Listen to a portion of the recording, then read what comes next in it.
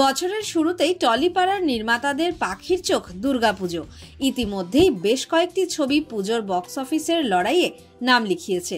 সূত্রের খবর, এবার সেই তালিকায় যুক্ত হতে চলেছে একেন বাবুর নাম।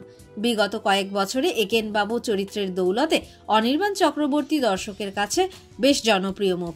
এখনো পর্যন্ত একেন বাবুকে নিয়ে তৈরি 2টি ছবি মুক্তি পেয়েছিল বাংলা নববর্ষে, কিন্তু এই প্রথম একেন বাবুর নতুন ছবি পুজোয় মুক্তি পেতে পারে।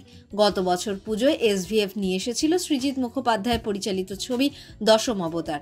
ছবি সুপারহিট, কিন্তু এই বছর তারা পুজোয় কি ছবি নিয়ে আসে তা নিয়েই বছরের শুরুতে টলিপাড়ায় কৌতূহল দানা বেঁধেছে।